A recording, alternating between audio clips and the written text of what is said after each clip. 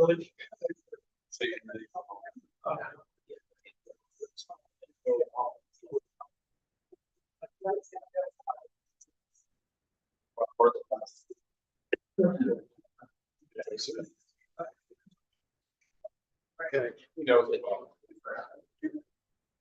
Let's meeting to order. Please stand for pledge. Silence for district members. Congratulations to the flag of the United States of America. To the republic of the nation.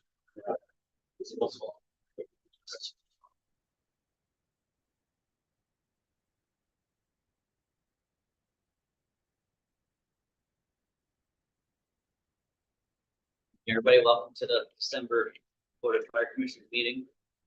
Roll call. Rich here. Here. Ryan here. And Mr. Garrett will be a few minutes late. And then I think Mr. Miller had work issue or He's in something. a room. All right, public session for agenda only items. Not hearing none, moving to the district building report. Casino. Just a couple of things this month, we put the barriers up downstairs, she has the ice room. Compressor coming Wednesday. Partly all back to. So I'll get that out of there tomorrow. But that, we had a real problem with our soldier network. Prepared today, so done something. But that, I'm not really let bottom on the Done. Perfect. I don't have anything to add either, so going department's president's reports. Please count. Jay, you done counting over there yet? President report. Already.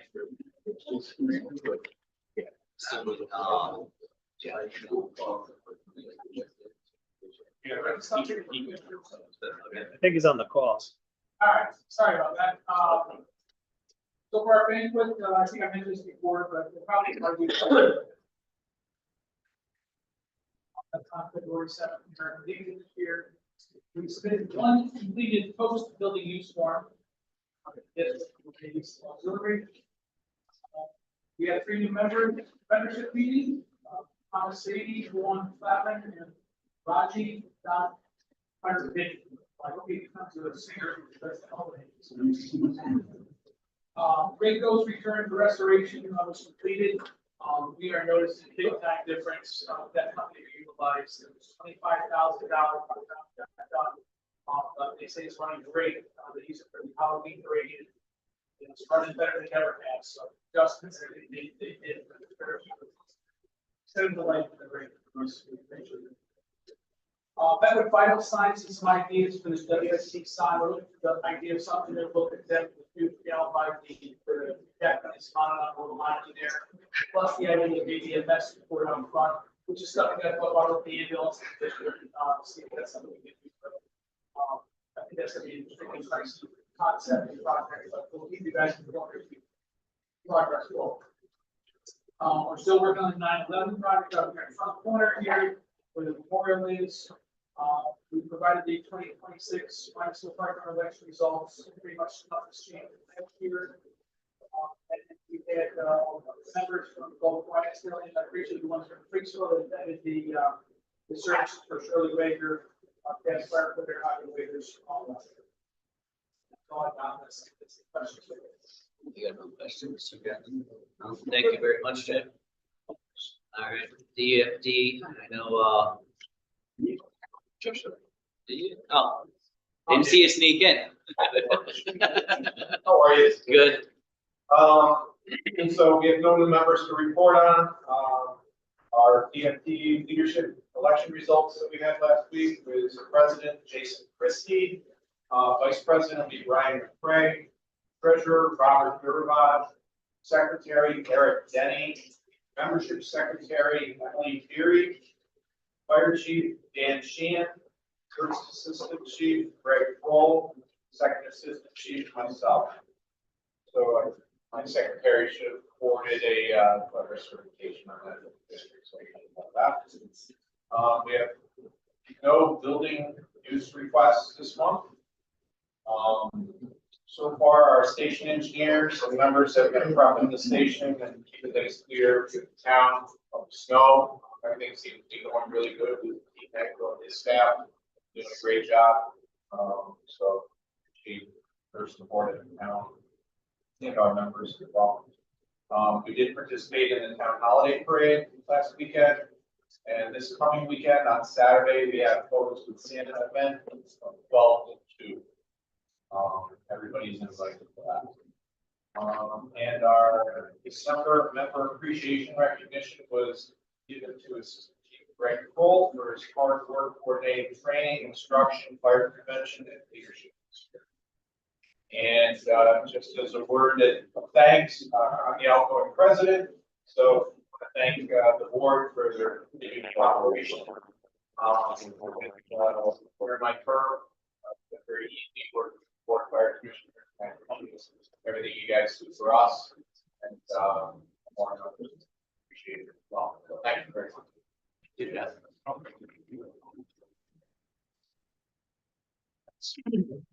We do have one district use facility use request for the American Red Cross for blood drive over at DFD on 1/10/26. Get a motion. I'll make the motion. Section half by Rich. All in favor? Aye. Motion carries. Approval of prior month's minutes. Two sets of minutes, Let's just do the minutes. The meeting minutes for last month. The roast staff. I wasn't here for the roast staff, so. make a motion to approve the meeting minutes as submitted. And I'll second it. All in favor? Aye. And then I'll make a motion to, with the, November 17th LoSAP workshop meeting minutes. Can we approve it? Just a question. He's gonna abstain. We'll have to wait till Danny gets here. Let's wait till Danny gets here. just because I wasn't officially here for it, so it is 2-1. We could ask Terry. All good. Good one doesn't count. So we'll go back to that. Treasury report. Yeah, and Dropbox folder. As of November 30th. The money market account is reconciled balance. Oh, wait, excuse me, please don't sign off on those. Reconciled balance of $1,044,423. We earned $1,380 interest for the month. Year to date interest $19,487. The WFP project capital fund at a reconciled balance of $106,931. $31 worth of interest for the month. Year to date, $6,240 in interest for that account, and then our checking account at a reconciled balance of $113. We are earned $381 with interest. Total for the year $10,371. Then attached, that's the coverage sheet. Attached to it is all the copies of the reconciliations to the bank statements. Followed by all the checks that were cashed. Followed by a listing of all the checks that were sent. So some of them that aren't cashed are listed on this listing that were approved last month. Then finally, we have last 4 pages are your actual budgeted expenditures, and so far we still have about $100,000 less 66,000, 68,000 for the year.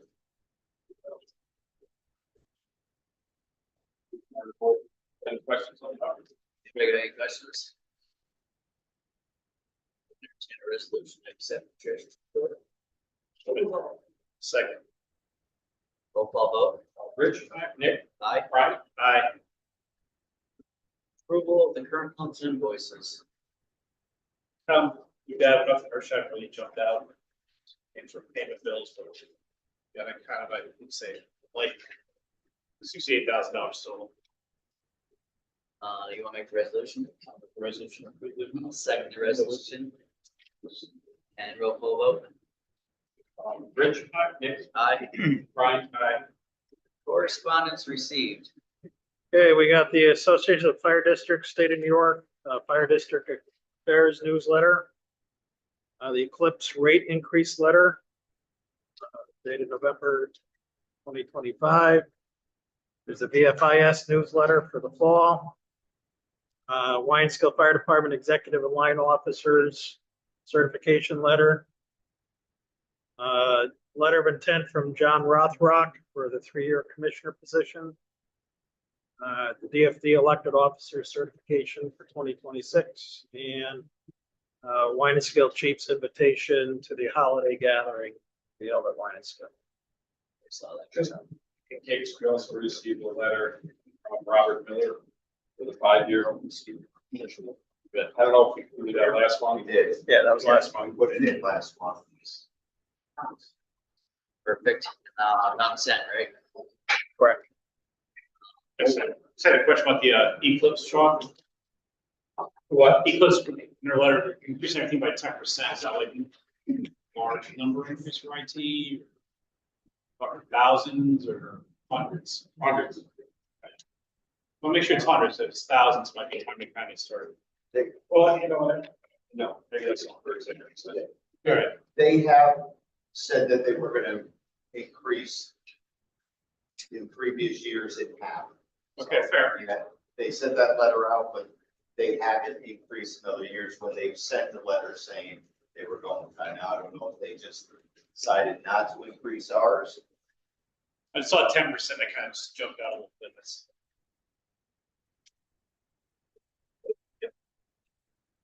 Moving on to old business, I believe the member survey follow-up was the Commissioner Miller, who's not here, so we'll table that till next month's hearing. Follow that up with us or with you guys. New business. Yeah. The 2026 January contract for DFD, WFD. There you go. Gotcha. There was a minor. Yeah, really. Don't have really keep it simple. It is really the model.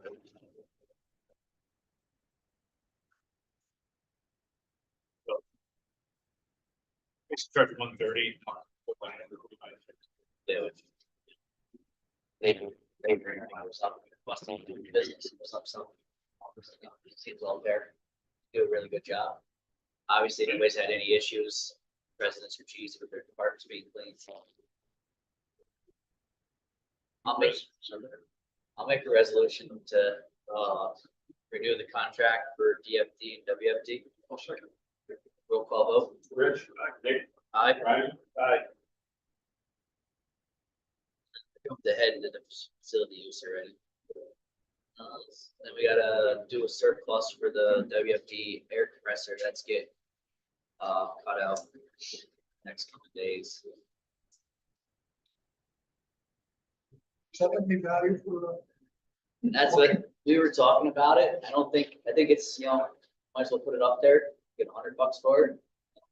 But put it on law, just to see what happens. See what happens. If nobody bites on it, just get rid of it. So you never know. People like to build weird things out of it. That's a resolution too, right? Yes. All right. I'll make the resolution to surplus the air compressor. Second. Roll call vote. Brian? Aye. Nick? Aye. Rich? The very less than $20,000. Imagine that. Would that be nice? Or if we get 20 grand for it. Wait, 20,000. Terry, we'll give you a deal on it, 1995. I'm a little short of this. All right, Department Chief report, Chief Wilson. All right, number. It's in the report or the email. So you got a copy of the article, IAR, that pay guidance, they go to replace the first of the year. Rest 4.2 windshield been replaced, the outdoor control box, rest 4.2 getting rewired, the dual bash light. I submitted the start of process with the R3 accident last night. I probably exchange information with the sheriff, or let's see, his report, and then, plan on having action meeting. This week. Also attached to the report was extensive and information from Long Island Metro Show in January. It was on over 10, it was $25 per person. They're out of that. Bob got back about key group speakers and spoke also about that. Intersection sign at Main Avenue 150, contacted DOT in town. Patriot Parks are Jay Castle, created the Depot, IPO, and MPRO training. I also put a comment in there on the tax reimbursements. Since I'm responding after this free, it doesn't cost me to push notifications from out of that. Save yourself $2.27, so pay through now. Just eliminate that. Because you don't cost. Push notifications now, so we don't you just charge for that. So something you guys. I think that should look at less than 10. You will put in for it.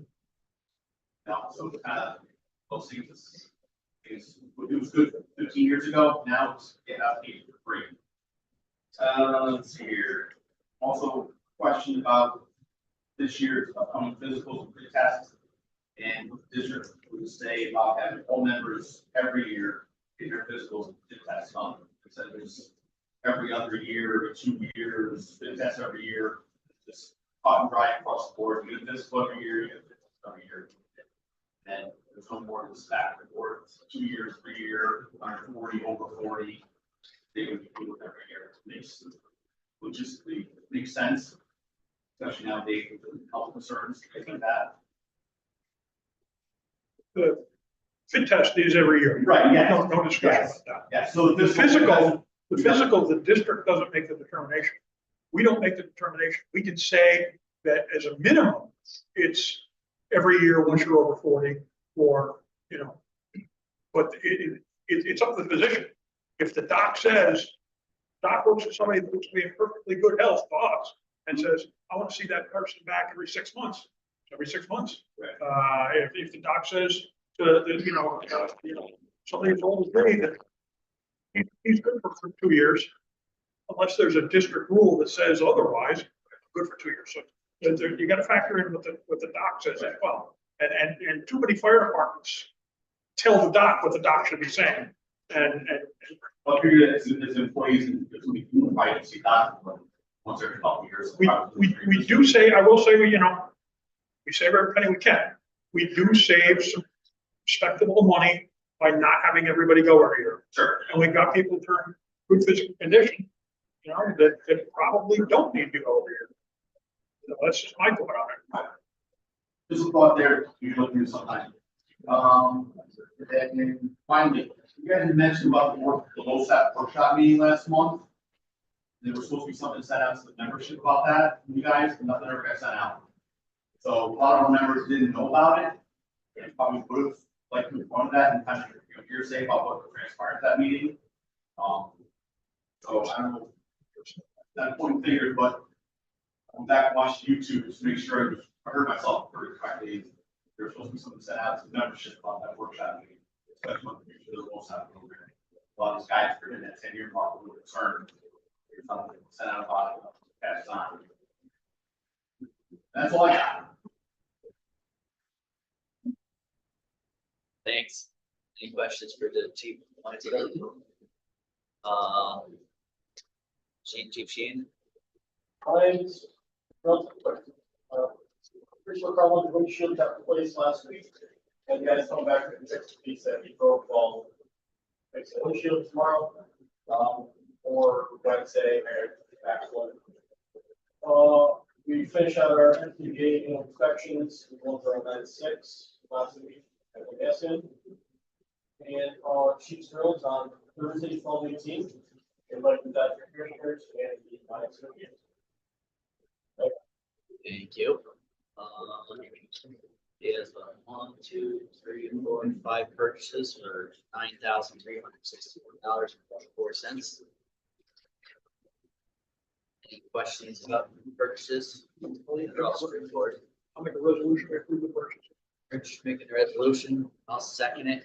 Roll call vote, Rich? Aye. Nick? Aye. Brian? Aye.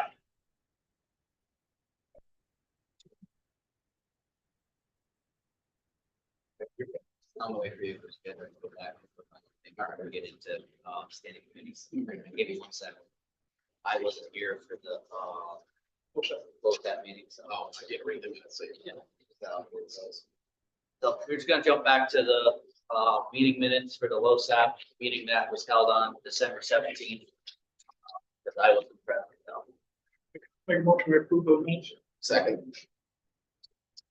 All in favor? Aye. And abstain, because I wasn't here. Thank you. All right. Moving back to standing committee reports. Apparatus, equipment, paramedic operation, Chief Brent. We had a apparatus, we had a transport two committee meeting about 2 weeks ago. We've met for quite a long time. We heard a good amount of time that night with one of the vendors. We went through their specification, paragraph by paragraph, and basically chose the options, so to speak. Went through what was available, talked about the various components, looked at pictures, and they took that back, and they're going to convert that into a more final specification with price. It's going to take them a while to do that. As I recall, they said they were going to be back probably sometime around, have it ready for us mid-January, which would put us at that point to look at that. We discussed the possibility of doing it yet with another vendor. One of the vendors we talked to, were a very unique feature about their apparatus that none of the other vendors can do. And we want to make sure that comparing apparatus, comparing prices, that we're talking apples to apples, oranges to oranges to oranges. So that we don't get led down a path of what we could have done better. Additionally, I know some additional information on one of the vendors was forwarded to the chairman. I didn't get a chance to talk to him before, so I don't know exactly where he is, if he did any research on it. But that vendor, one of them was actually information on two vendors. One of those vendors was one of the ones that we possibly going to be meeting with as our second vendor in the EU1. So that was. Other than that, we did have a discussion about, well, what about the January 1 increase? And we took Terry's word to heart and said, look, both vendors are going to tell you about a January 1 increase or January 31 increase, or they're going to tell you whatever they got to tell you to get you to sign on the line quicker.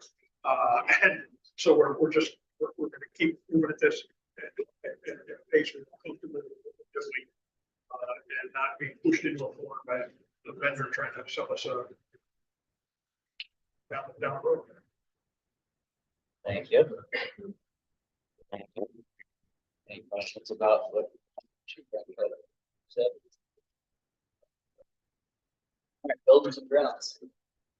All right, well, Bob's got quite a lengthy report there. The highlights of these, one thing you do got to look at doing is moving in the sign there, regardless if we are raising the front garage doors or not. Signs are going to get moved on anyway. Second signs as well. They can come out. It would be Forest City Firehouse going to come out and do like an inspection of the building, figure out what would be involved in moving the signs. If we choose to go forward and move the signs, they would take that money out of what they would charge us to the actual move of the signs. So we just got to kind of prove that, so kind of waiting to see if we want to look at that. Did I understand it right? You're contemplating moving the signs regardless of what we do with the We building? may have to, yeah. Fine. What? It's like- Yeah. No. Disregard that last part, but if we're gonna do it, we I gotta. was told you, that's what. No, I didn't tell you. Oh, we have to raise. Disregard that, but regardless, if we're gonna. It didn't make sense. That's why. Right now, the FRS committee, every truck they look at the station. That's just reality. There are shorter trucks, but nobody seems to be considering them on the committee. Moving on, Greg Cole provided a couple, Chief Cole, sorry. So if we're gonna do the bay, we gotta figure out what's gonna cost to move the sign, if it's feasible. So it'd be 475 for them to come out and look at it. If we don't move it, we're out to 475. If we move it, it comes out of the cost of moving. Well, let's back up, compare that to the truck committee stuff. The vendor that we met with, earlier in the month would require us, last month, would require us to raise the door. All right, the one that, we're gonna be meeting with, it's questionable based on what they've already told us and what, Chief Kroll did find online. So we still have questions to be answered there, asked and answered. Right, just trying to put the cart before the horse, make sure work can get done.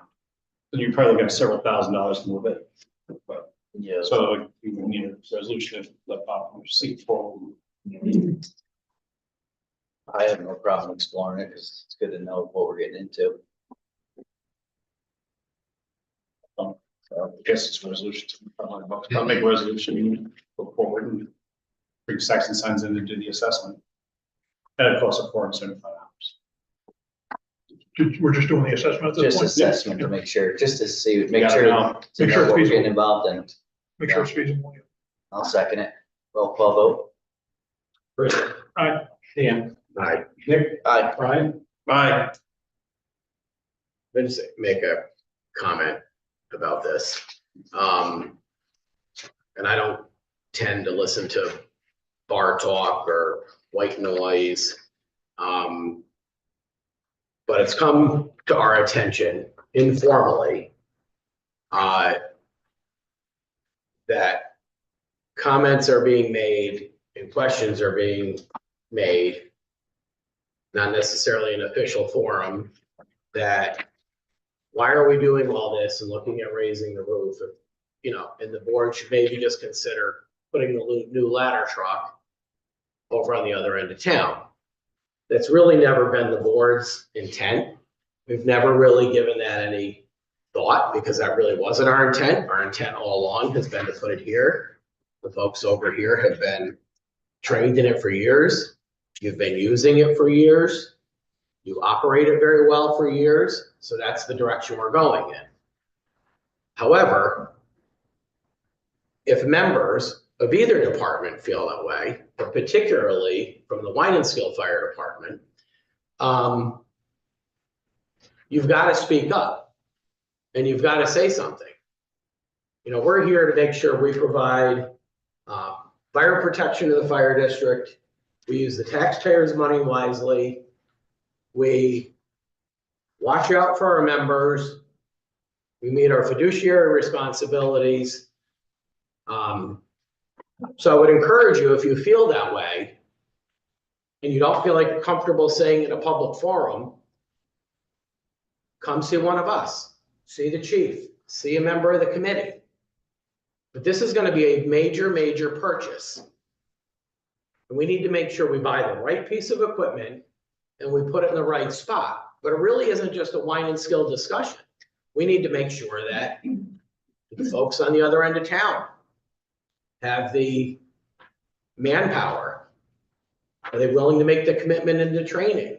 Are there other things we should be looking at? You know, riding across town.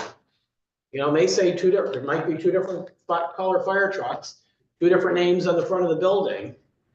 But ultimately, you're all firefighters of the North Greenbush Fire District #1.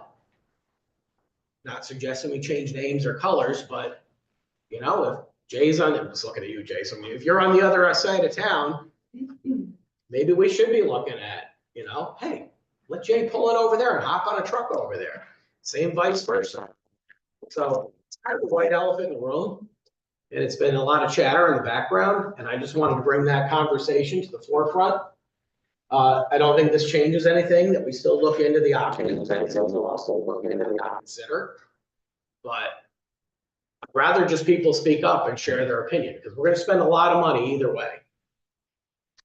We need to do our due diligence and make sure we're making the right decision, and we want input. Not just You guys have been on it for a lot of truck goes. You know, this kind of came out of left field. It's like I heard the grumblings last week, whether it's some kind of post-meeting meeting, about the submit a vote about where the truck was gonna be going for nonsense and just like you said, bar talk, whatever like that. Yeah, I got a phone call from Lieutenant, I'm on a committee, and he wondered what's going on, so that's. so this came to our attention last month, not in a public forum. Yeah, I can't speak for the whole board, but I've been on this almost going on 20 years. And I've learned if you react to every little thing you hear, people can tell you, we would never get anything done. And you've gotta learn what to just filter out. But this is a pretty big deal and a pretty big commitment. I would rely, I don't really have an opinion either way, and I'm not trying to like play both sides of the fence. But we've never really given it any serious consideration. You know, when we had the merger and we built the new firehouse over there, I know there was a lot of concern 10, 15 years. Oh, the commissioners are gonna build a new station and they're gonna pull the ladder truck and they're gonna pull it over there. Never happened. We never even discussed it. We've never even discussed putting it anywhere else. But when we're being told that members over here, people that I've known a long time, respect that this is something we should be considering, well, maybe we should, but it's not a decision you just make like that. There's a lot. It's not just a financial decision.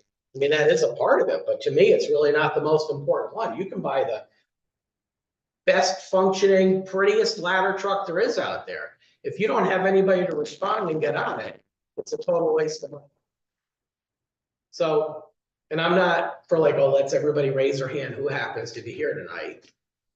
But I would just ask people to really give some thought into this and not just thought into how this is going to impact things within the next 4 or 5 years or when we get the ladder. Think beyond us. When all of us are too old or too tired to be doing this, the next generation, there's a lot of things to consider. You know, we've told all the developments over on that side of town. Well, that is true. If we had paid firefighters, it would probably be a much easier decision, but we don't. We rely on our volunteers and the people we value. And if there's nobody to get on the truck over there, nobody knows how to operate it, well, you'd rather have the thing over here. So I don't want to speak for others, but I just wanted to put that out there because I know that, and if anybody that knows me, like I said, I've been on this board a long time. I've always spoke my opinion, voted in the way what I think is truly in the best interest of the taxpayers and the members. And this is, and I'm not afraid to like, just, I don't need to take the popular opinion. So I just kind of wanted to put that out there. I want to address it in an area that Dan didn't address it. And that's it, the operational part of it versus the financial part of it. I've only looked at it from the financial part of it. All right, I figure it's going to be, if it's an operational necessity, then the push for that should probably come from the chief officers, right? I looked at it financially and said to myself, well, we're going to buy a new ladder truck. If we can hold the cost of the ladder down by making a modification to the building, all right, that makes sense, provided that we're holding the cost of the ladder down enough that we're not spending money, we're not spending extra money. You know, so if we got to spend an extra we got to spend $750,000 to raise that door, and we're only going to save $500,000 on the truck. You know, we're 250 in the hole, and maybe we should have thought about putting it down there. The best estimates that I've heard so far for raising the door at absolute max, I believe, are around 75 to 100,000. 50. Pardon? Yeah, it was 50 was the estimate. 50 was the estimate. I was. 35, 80. Yeah, that's more what I was figuring. But anyway, so if we can save 100 on the truck by spending 80, we save $20,000. 20,000 is a lot, but it's 20,000 is 20,000. All right. So I'm looking at it strictly from the financial end. If you know, and it was even better if we can find one that fits our needs, does what we need to do. All right. That we don't have to modify the building, then maybe we are kicking the can down the road for 20 years, but we're kicking the can down the road for 20 years. Nobody can tell me what the fire protection in this town is going to look like 20 years from now. Or nobody's going to tell me what the town, you know, we might decide to put the ladder in station 3 or station 4 at that point. You know, I mean, speaking facetiously, but But, I mean, we don't know what fire protection is like. So there's lots of considerations. I have not looked at it operationally. Well, I should coach that too. Operationally, to the extent of beyond the fact, as Danny pointed out, we've got a huge core of people over here that know how to operate a ladder. I mean, we've got, one or two guys over there that have operated a ladder at any given time. I would just add on my end, I personally, I hate the bar talk, I hate the Priestle wine skill, us, them stuff, we're North Orange Fire District. We have this long range plan committee that meets every year. We've had an apparatus plan in place now 5-10 years minimum. It's always said the same thing every year. 2 engines and a ladder truck and Y skill, 2 engines and a rescue in debris spill. That has not changed, in my opinion. We have meetings, the chiefs are on the committee, there's members from both companies in there. If you got a question, you should be up to the bar. My phone number is pretty much available, anybody up here. There's been no talk of this, so the bar talk is beyond me. It's just, but if there are people who feel that, like Garrett said, say something instead of bar talk, because that this makes things 10 times worse. The apparatus plan is clearly spelled out. Ladder truck here, rescue truck and debris spill. That's as good as I can get. I mean, my personal opinions, well, I'll give them on the side, because I got shut down 6 years Get ago. bar talk later. My whole idea is got shut down 6 years ago and it didn't involve the right? So I mean, I just, again, I hate to see the bar talk. I mean, Feel differently than what's in the plan, just because it's in the plan. This is the time to speak up, and I get it. So, this could be a touchy subject. You may not want to bring it up in front of everyone, but I would encourage you to go to one of the chiefs, go to one of the commissioners. Give us your opinion, and we may ask you, especially if you've got a long history here, looking at things through multiple lenses, we may ask you or encourage you, well, could you kind of share that? So it's not just coming from us. But I'll be honest with you, until the last month, we didn't even give it this much thought. And we didn't even give it, we maybe give it that much thought after last month, but it was really more, how do we bring this up and where do you go from here? And I just whispered to Nick, because I'll be honest, I forgot to call him. I said, look, I really intended to give you the heads up that I was going to bring this up because I wasn't afraid to. Not implying that these guys weren't, but I'm not on the truck subcommittee. It's not my forte. I will support whatever decisions the committee comes up with, whatever they want. I absolutely can purchase it. So I said, I'll bring it up, and I apologize to Nick because I did intend to give you a little bit of background and heads up. So I didn't be able to hindsight for this. But anyway, I would just encourage you, we're still going to move forward. I think we get these estimates, but please speak up. And if anybody can, I love seeing all the people here tonight. This is great. And I love it if we saw this many people every month, but if you think that we're going to immediately tonight just take a vote on something this critical without any discussion or input, that would never happen.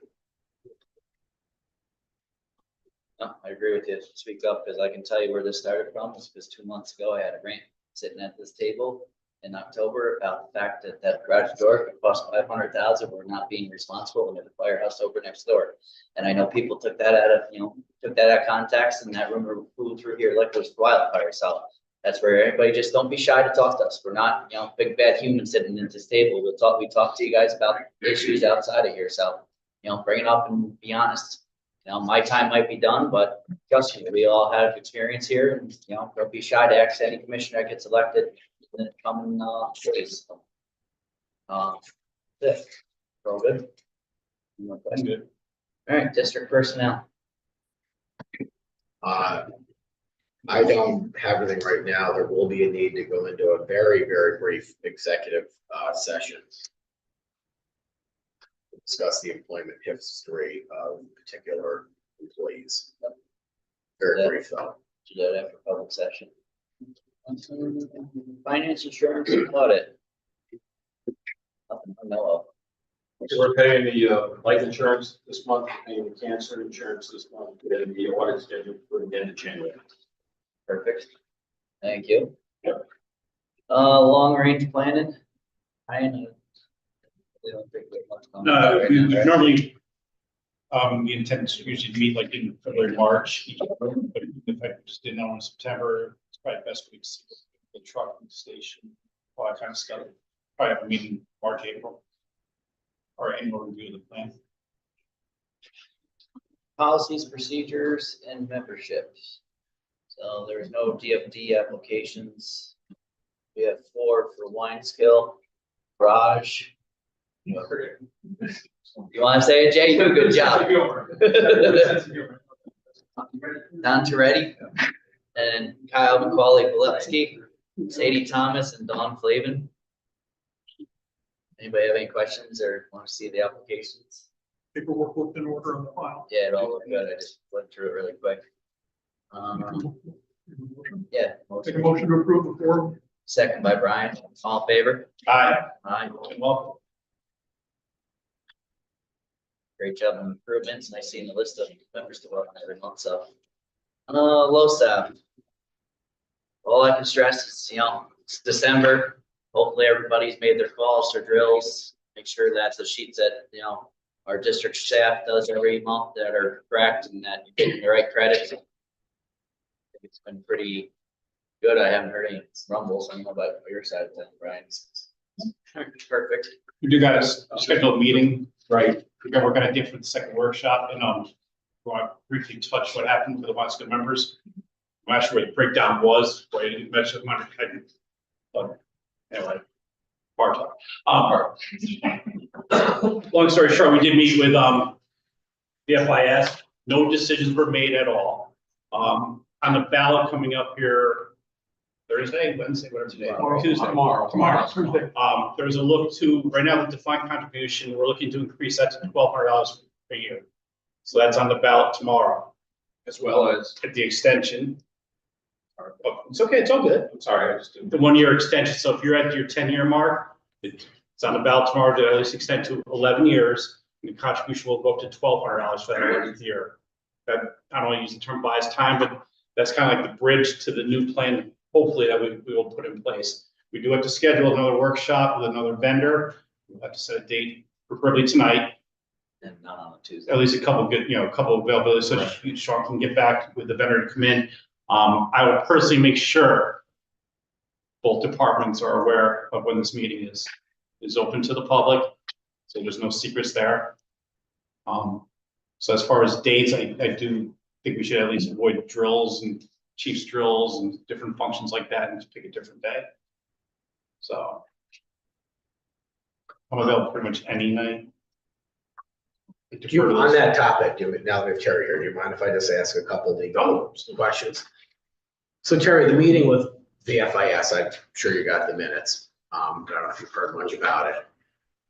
It was pretty informative. Some of it, quite honestly, was a little disappointing. But some things that came up that I just want to know if they're accurate or not. She had told us that with a defined contribution plan, regardless of who you go with, once you reach entitlement age, it's required that you take whatever is accumulated in one giant lump sum out that year that you hit, whether, 62 or whatever entitlement age. And that the person would get hit, with a huge tax bill if they're taking out 60 grand or whatever they've accumulated. Is that accurate? I don't agree with that. I know plans don't do that. Plans are going to defer it. And when you think about it, it really does make sense to do that in a defined contribution plan. It really doesn't make sense. You can, if you're doing a defined contribution plan, my recommendation would be lower the entitlement age to the lowest possible age, 55. So if somebody wants, they can take no skin off of the district, so to speak, and allow deferments. 3 years, 5 years, whatever, as long as you want it. People want to continue working, you don't want it. But, and that's kind of the beauty, the concept of the defined contribution program. It's going to cost the district X amount of dollars, and it doesn't really matter when you get your money. And if you decide you want to retire at 55 and move to Florida and take your money, great. I mean, you don't have to do that. Right. But I do not agree with that. I would not. I would set that plan up that way. And then the other thing she had told us, which was very concerning. Let me just do one other thing on that. The state law allows you to take it over a period of years and not be taxed. And then not be taxed on your service award at the state level. There's currently federal legislation trying to do the same thing. But if you take it in a lump sum, you're going to get whacked with the tax liability in that year. If you take it over a period, of 3 years to 5 years, as the statute says, you know, you don't, it's exempt from New York state tax. Didn't she say we had to take it in one lump sum? Or- Even our minutes say Or this. over 3. Or she said you may be able to break it over 3 is my recollection. Oh, and I think another option is deferring it from the entitlement age, because you gotta remember, when these, you're allowed to continue to collect. So it's not like the old days when we used to set these plans up and here's the entitlement age, everybody's gonna get it, that's the end. It doesn't make sense not to be able to defer it if you're in circumstances or such that you're continuing to work, you don't want this additional income, you're trying to get the big beautiful bill credit for, you know, not having a modified gross income of, you know, whatever. So I don't. I guess the question that would come to me from that is, if you decided to defer it, okay, I've deferred it for 4, 5, 6 years, now I decide I want it. Now do I gotta take it 3 consecutive years to be done? You can take, yeah, you can take it over the period of years that your plan allows. So it could be, you could say, okay, I want to purchase an annuity with this, or through the program, okay? And you get paid out for your life and your spouse's, or the, you know, whoever, you know, with the right of survivorship type thing. So as long as the payout is periodic. With the defined contribution, you're talking about the benefit. What about the defined contribution? She told us with the defined contribution, you had to take it all out when you turned entitlement age that year, you hit with the consequences of that. And, or she said you have the option of taking out over a 3 payment period term, which is what I think you were just saying, 3 or 5 years. I think it's 3 to 5 guys. But is that really all it's limited to? You have those 2 options. You can't just take $5,000 out a year until it expires, and that might be 5, 6, 7, 8, 9 years. Yeah, I mean, typically the programs, you know. Well, the one I'm gonna, it's a defined contribution program. I'm gonna be taking money out over 5 years. I'm assuming it was validly set up, it was set up by PenFlex, okay?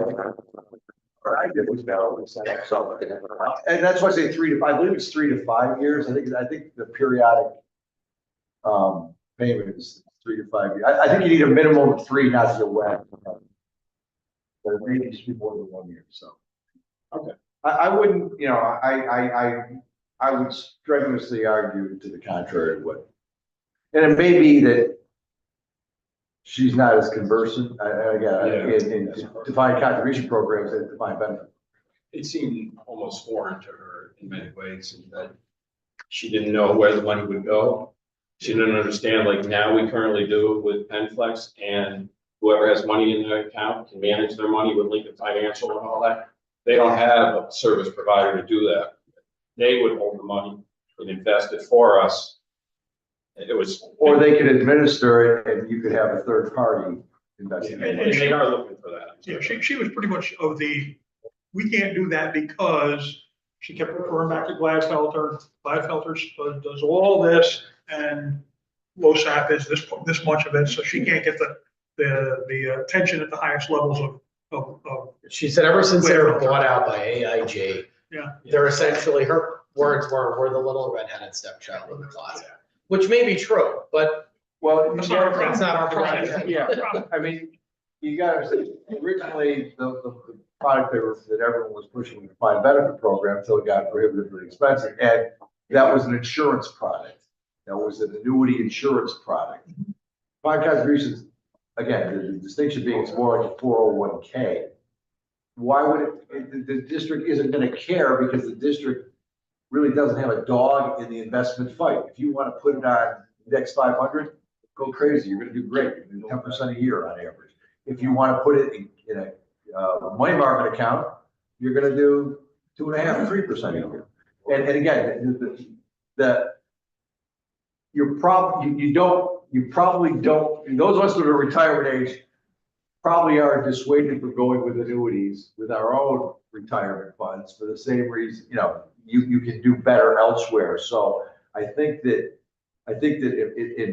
and this is why I didn't attend. In my eye, I think what you're going to be doing if you go the DC route, I think you'll have a separate money manager investment firm from your administrator.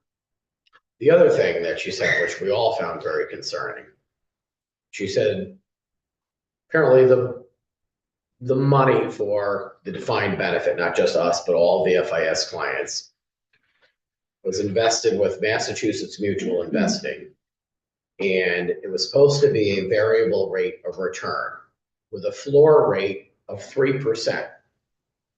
And I guess over the years, that contract was given to Empower, and they've locked us in at 3%, and it's never been adjusted. It's supposed to be a variable Right. rate. And what have we missed out? Not just North Greenbush Fire District, but a lot of other fire districts out there that are clients of VFIS with, I could earn more than that in a high yield interest savings account with an online bank. Yes. I mean, are they, and is this something that, There needed to be some disclosure annually about what the interest rate was. Because admittedly, there were times when the go-go years were making, they guaranteed you 6% or something, and you'd never get less than 3%. Then I went out the window in 2007. That information should have been conveyed to you. What she indicated to us was she didn't believe that it had been, and that it was a mess up on their part, but there's been nobody taking them, holding them accountable for it. it is money owed to us? That's the way we, that's the way I interpret it. Well, what would have happened is every year, the defined benefit program, you have a contribution that's determined. It's X, okay? And here's how much money's in the program now, and here's how much you're going to need over these next 10 years or whatever. So you made Y interest or Y, it might have been 3%, it might have been 6%. Now you have to pay X, which is more. So you would deduct what you made from what you owed for the upcoming year. So if you made less in interest, then yeah, you're making a bigger contribution every subsequent year. So I am not familiar with the inner workings of how that was done. All I know is that when we set these programs up in the late 80s, early 90s, there was usually a window, like, you'll get up to 6.2. We were projecting 4.8% return every year. You could get up as high as maybe 6.2, but you would never get less than 3. In 2007, there were some places that were, they're lucky they didn't lose money, but I'm not familiar with your return on investment or the reporting or whatever. I mean, if there's a semblance of truth to what she said, then you probably had to make greater contributions than maybe you should have, but you made the contributions based upon what they told you owe. She also said, Yeah, so you rely, based upon the calculations they do in-house, so. correct me if I'm wrong, Sean, but I think she also said, oh, we're trying really hard to get out of the contract with Empower. Correct. And they, So I just feel like we're like kind it of seems like a stuck in class this. action lawsuit for all these people with low salaries that have their dog.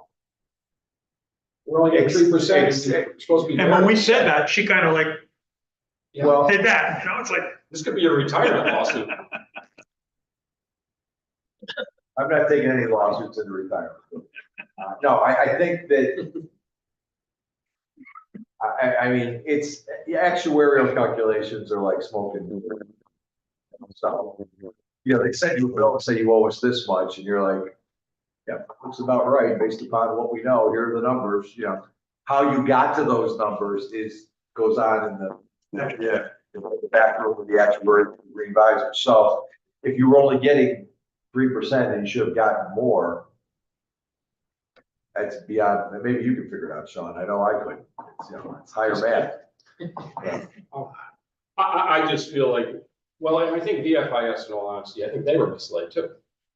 Because they thought it was going to be a variable rate, and then they found out it was not. And, just how the interest rates have gone up the last 3 years, it just feels like we lost out on an opportunity.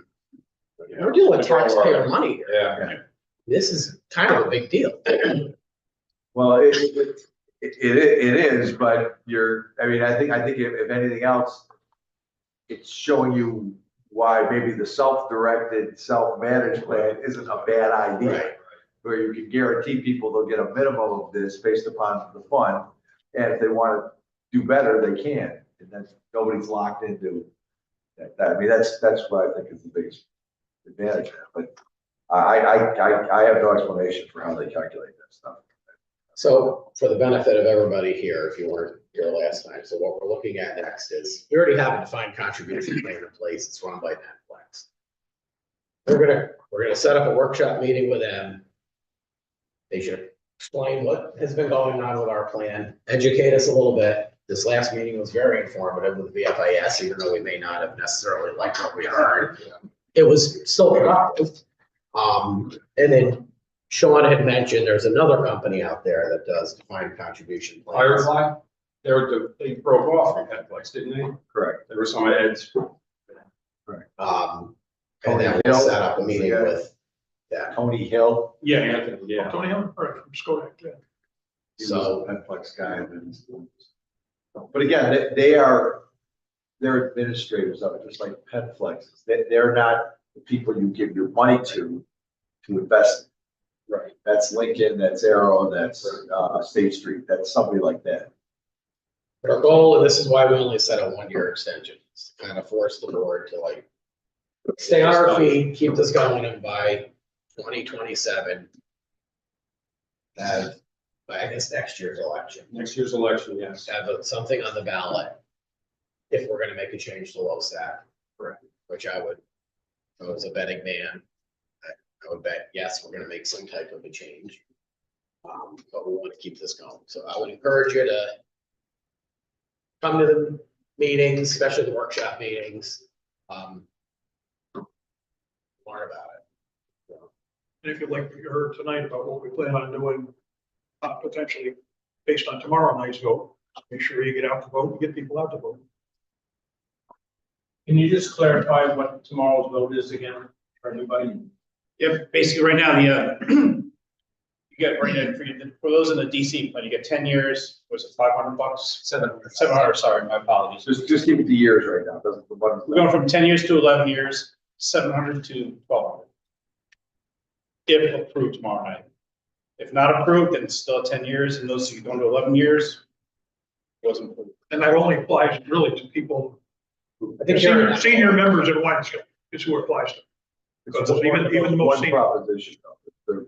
They're tied together in one proposition. You can't vote yes for one and no, I think they're all connected. Purposely only did it 1 year to kind of, so we don't start lollygagging up here. Oh, yeah, we've got 3-4 years to figure this out. So the people that have reached the 10 years, they're all going to the 1,200?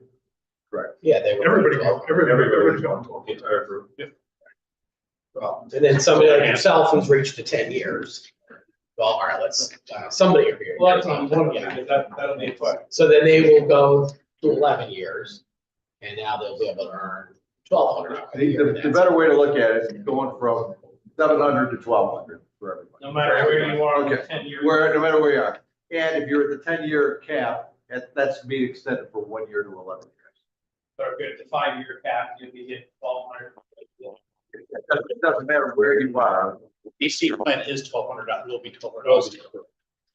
That's the point of the year. 1,200 for 2026, not 2025, which is. The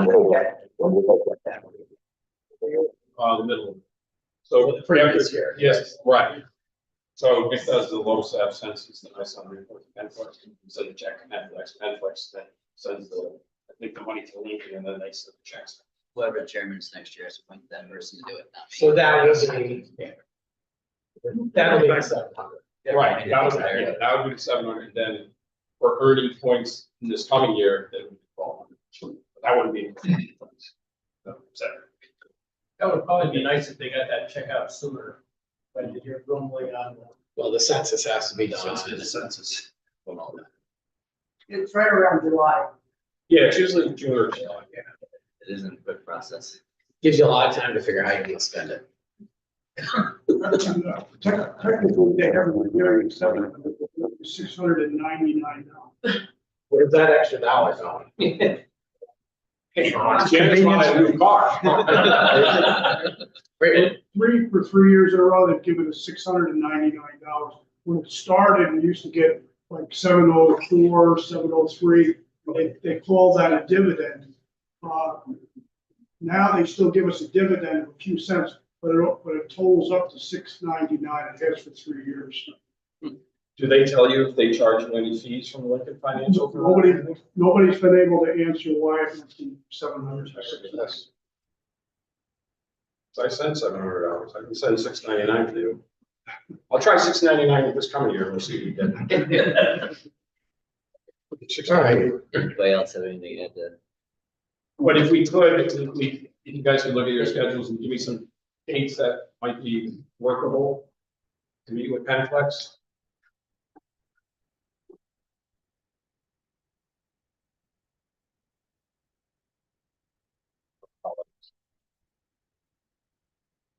You know, we want to look for the holidays or after. This week I've got, tomorrow night's the election, Wednesday, has Wednesday, okay. zoning board. Now, the gentleman that's gonna be meeting with us, there's no guarantees that he can be with us the next 2 weeks because he's jury duty or something, which I don't quite get, but she said if I gave her some dates and times, she'll pass it along to him and find out if he's available on those dates. Next week, the 17th and the 18th. You skip over Tuesday, really. I'm not available on the 17th. I have a school board meeting. We'll go 15th, 18th, or January, yes. Well, this is not pushing you to the side. No, I'm just wondering, we're gonna have a new commissioner up here. Maybe we should have it, if Nick is not running again, do this in early January when the new commissioner is present, because they're gonna be the ones actually voting on this decision, making a decision. So the new especially commissioner. get you through the holiday and jury duty. That's fine, but I'm leaving on January 8th, going on a cruise, and I won't be back until the 17th. On the 8th. And then we also have to schedule Yes. the organizational meeting. Well, maybe we should. Usually we try to do it the first Monday of the month, of the organization. January 5th. What about for next week with the 15th or 18th work for anybody? I can do those. December 15th. Or 18th? I'm good with either. Either works. Okay, I'm gonna email her again. That's all right. The 15th and the Yeah. 18th. Do you want us to come up with some dates for after you get back from the cruise? Because you could even use those for the other company. You've never Yeah. heard of that. And there's nothing that says that a commissioner-elect can't be there because it's an open meeting, right? Right. Right. So you're getting back, so we'd be looking at the week of January 18th. My last winter school concert on the 21st.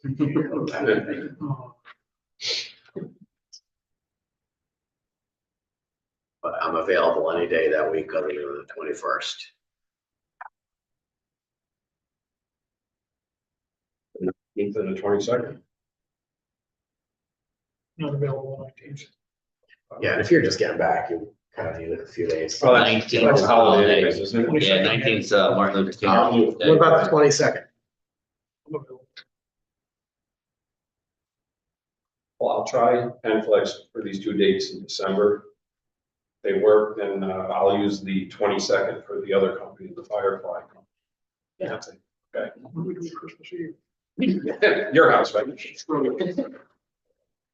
me just throw some clarification out there if I can on the tax, it's New York State Tax Law, Section 612. And you reduce from your federal adjusted gross income the amount of any award paid to a volunteer firefighter from a length of service defined contribution plan or the defined benefit. To the extent that such award was includable in your federal income tax. However, such award is not, provided the award is not distributed in a lump sum distribution. And the last thing, which I wasn't aware of, that the taxpayer must have attained age 59 and 1/2 years, even though LoSAP goes down to 55. So it's kind of a crazy, but 59 and a half is the same for federal 401k 401ks and your 401k, That's probably right. so I guess that's why that's in there, but. So, defined contribution are exempt as long as. I don't know why the suggestion is you would have to get it in a lump sum. She said the state law said that, didn't she? He's reading the state law. Yeah, no, I know, but I think that's what she was quoting. Yeah. That's what I So thought. this says you don't get taxed on it by the state if you don't, as long as if you don't take it in a lump sum, you don't get taxed on it by the Right, state. right. So that tells me that the theory that she communicated was. I almost think she wanted us to just define that. Well- Yeah, I got that. I did get that vibe too.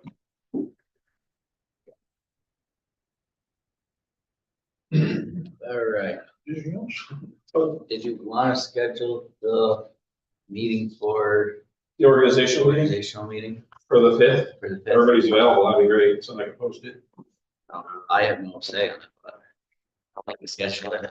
I'll make a motion that we schedule the organizational meeting for the 5th of January. And we'll do that. Starting at. You gotta be along. Starting at 6:30, and that will also be the monthly meeting, so we'll be moving the monthly meeting to 12. We'll be starting at 6:30 Second? Second. on the 5th.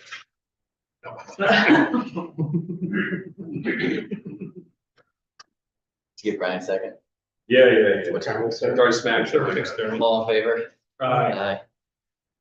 All right, moving on to business operations and technology. You have the Delphi, I don't have it in Dropbox. I did talk to Bob about it, and I'm gonna ask him to explain it a little bit more thoroughly. But we'll be transitioning to Naris. Our staff needs to be trained. This is I'm moving in this direction regardless, so this is how it has to be done. Trainings were, Bob, they were offered or they're coming up? No, they are. It's all online virtual training that Alpine's providing. They have probably a half a dozen training modules. I mean, I don't do fire entry reports, but I went through them. Like, okay, this seems pretty logical. Bonnie took a look at it. She's like, yep. So there is no formal training that we're getting from Alpine on this. They're not like doing a Teams meeting training us. This They is, get on and. right, this is when we're ready to cut over, we tell them, and they cut us over into NERS. So Jim and Bonnie, they have to go through all those modules. The command staff, I've talked to both chiefs, they're well aware of this, they're on board with this. They need to go through those training modules so that they have a good understanding of the differences between NIFRs and NERS. It's the same, but different with respect to the amount of information that NERS is collecting compared to NIFRs and how it's being collected. And so that's why we decided we need to wait until we get to the end of the year so we can close LoSAP out and not have any disruptions with the new program that affects our LoSAP. Because when we had a Teams meeting, they did mention to us about our kind of, peculiar situation. It happens to a few districts where they have two companies, different LoSAP programs. It could be affected. Well, that could be is don't take a chance and mess with the LoSAP until you start January 1, because then we have 3 months for the quarter. But I, made it very clear to the board that the two chief's aides, this is kind of a learn on your own concept here, and it's computer based.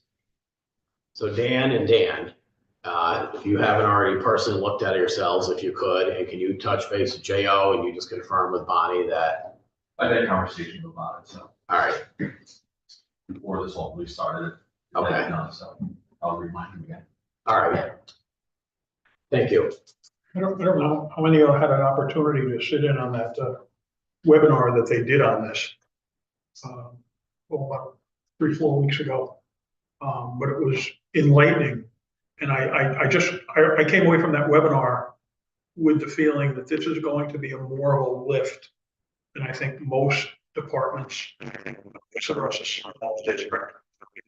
Most small departments, small districts are really struggling. And there's a possibility that we're gonna struggle with it too. Because it was mentioned, we're looking for an awful lot of information.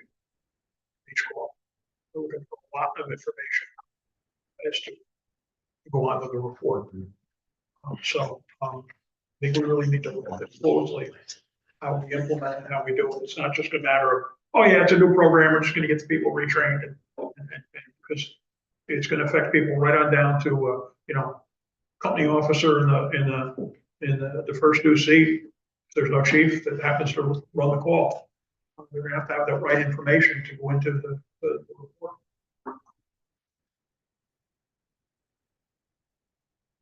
Wales. All right, development plan and review. I got nothing either. Recruitment and retention. Chief, Nothing other than the fact that both departments keep working at it every time they get an opportunity to go out and fly the flag or put the tent up or whatever it is they do these days. They've been doing it and obviously we got 4 on wine skill tonight, so somebody did something right here this month, so we had 2 or 3 in the free show last month, so it balances out. perfect. All right. Public session. Chief, I just want to thank Chief Wilson for bringing up the comment about getting information about the LoSAP proposal and information to the membership. I think that's very important that be shared.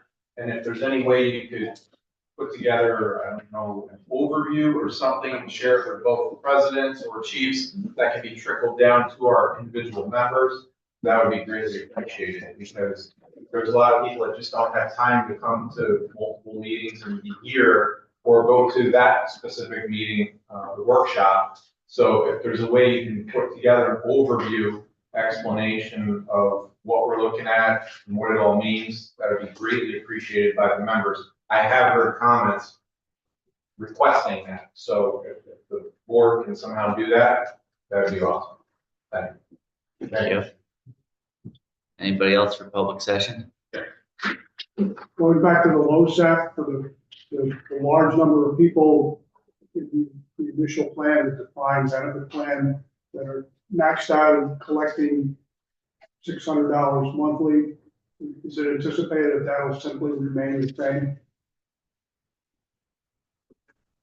This they have, so we saw. Go ahead, Brian. No, my understanding was, the idea was anybody who already collected, we're not gonna mess with. Like we would manage that till it ends. Any future earnings would go into the defined contribution. So if you're already collecting your $600, you collect your $600 and be happy. Not happy, but The plan is to end that and to put a defined. Not as of now, unless we learn something that might be more We're still beneficial. in the fact finding. But that would be for newer members, not. It's our intent, but I guess we also don't know what we don't know. Does that make sense? Can I just, when I was talking with Penflex, she said you can't have concurrent LoSAP plans running simultaneously, like a defined benefit and defined contribution. And I said, but we have one 30 years and then we have this enhanced 10 years. She goes, well, that's against the law. But she isn't our rep. She's just office manager. Already, you've reached the entitlement age and you're collecting. You probably already made elections as to what you're gonna do or how you're gonna collect it or what the plan is. That, as far as I know, stay the same. I don't know any way to, if you're, and I'm gonna throw this out there because I'm speculating, but if you're in the defined benefit program, if you're not collecting, then I think the process would be to take your based on experience, they would take the actuarial present value of what you're entitled to today, even though you're not 62 or whatever the age is. And that number would be whatever. And you would be given the option to either cash it out, that present value, or roll or it would automatically roll into the defined contribution program. So you would go into the DC program, the new DC program with, say it's $25,000 already in there. And then you add on $1,200 a year, $1,200 a year. And the reason for that is that based on the plan I'm most familiar with. The reason that was done that way is that if people want to have a taxable event, then they have to actually elect to have it, take the money now. Otherwise, the money would go from the DB plan to the DC plan. And there would be no constructive receipt, there'd be no taxable event. But as far as people already collecting, that's. You've already made a decision, you've already made a commitment. For the first 30 years. Well, yeah, but I mean, the people that, and I think the people that they're already collecting it, that have done even more than that, and made their election, and made their determination. And at the inception of the plan, that was all they were gonna get. And it was only gonna be however many years. So the DC plan came in on top of it. I mean, they're not even on their second date with this. Isn't that essentially funded by an annuity once people start collecting it? Yeah, it should be. The annuity was set up and then. It should be set up that way. We do not buy annuities any longer. We stopped doing that because the expense was just too high for the management cost of the annuity. So now it just comes out of the fund. It comes out of the corpus, okay. It's funded right through the fund. Okay, well, that makes it a little more flexible, but I think that, again, in doing this, you gotta look at, fundamental fairness to everybody, so. You get people who are collecting.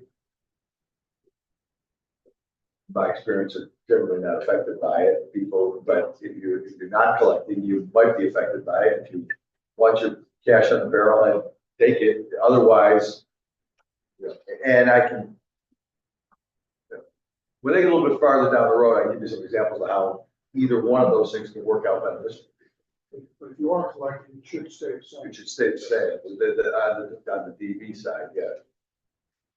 It really has, and people who are along in the defined benefit program but are not collecting on it yet should be the ones that give this the most scrutiny, what they want to do.